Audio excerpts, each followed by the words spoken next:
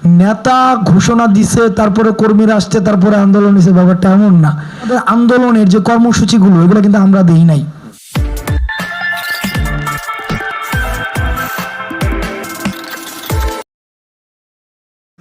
আপনার কাছে কি মনে হয় ভাই? জিনিস দেখেন, আপনি একটা জিনিস খেয়াল করেন, যে পোলাপান হচ্ছে কিছু শব্দ যদি আপনি ইলিমিনেট করে দেন, যে তুমি 5 মিনিট কথা বলবা, এই 5 মিনিটের মধ্যে তুমি এই ফ্রেজগুলো তুমি ব্যবহার করতে পারবে না।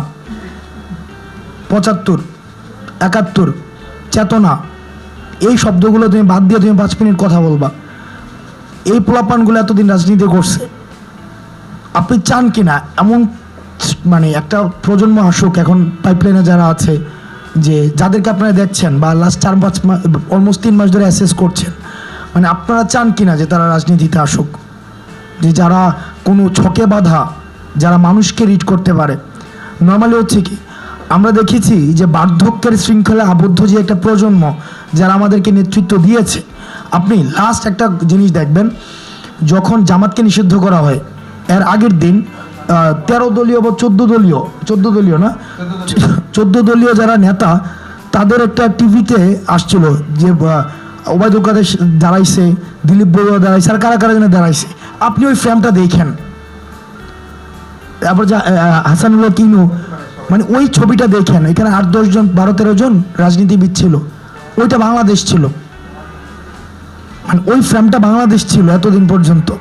আর এখন এটা রিপ্লেস করতে যাচ্ছে আরিফ, সোহেল, সার্জিস, নাহিদ, আসিফ, ওরা। আপনি চান কি না, মানে আপনার কাছে এই প্রশ্ন যে আপনি চান কিনা এটা রিপ্লেসমেন্ট আসুক, এটা আপনি সিদ্ধান্ত নেবেন। এবং আমরা আমাদের আন্দোলনের যে কর্মসূচিগুলো এগুলো কিন্তু আমরা দিই নাই, এগুলো মানুষ দিছে। আমাদের কাজটা কি ছিল তখন? আমরা ইন্টারপ্রেটারের কাজ করছি। মানে এই যে সমন্বয়ক বলছেন না, আপনি দেখেন এই আন্দোলনের কিন্তু, এটা আমি জানি না যে আপনারা যেভাবে পড়াশোনা করেন বা লেখালেখির সাথে যুক্ত আছেন, এটা আপনাদেরও কাজ। এই আন্দোলনের যেটা আমরা বলি যে একদম ইডিওসিনক্রেটিক কিছু ব্যাপার থাকে না, কিছু ক্যারেক্টারিস্টিক্স, ট্রেটস, মুভমেন্টের কিছু ট্রেটস থাকে, যেটার কারণে একটা মুভমেন্ট আরেকটা মুভমেন্ট থেকে আলাদা হয়। তো আমার কাছে মনে হয় এই মুভমেন্টটা নেতা ঘোষণা দিছে, তারপরে কর্মীরা আসছে, তারপরে আন্দোলন হয়েছে, ব্যাপারটা এমন না। মানে যারা ফলোয়ার্স, তারা কর্মসূচি শুরু করে দিছে, তারা ঘোষণা দিয়ে দিছে, নেতার কাছ থেকে জাস্ট একটা আমরা এটাকে ভাষাগত রূপান্তর করছি যে এই কর্মসূচির একটা ভাষা হইতে পারে। এখন আপনারা সিদ্ধান্ত নেবেন, আপনারা কর্মসূচি দিবেন রাজনৈতিক, হয়তো সেটাকে আপনারা চান কিনা যে আমরা আন্দোলনে যেভাবে ভাষাগত রূপান্তর করছি ঠিক এভাবে রাজনীতির ভাষাগত রূপান্তর আমরা করি, এটা আপনারা চান কিনা, এই সিদ্ধান্ত আপনারা নেবেন।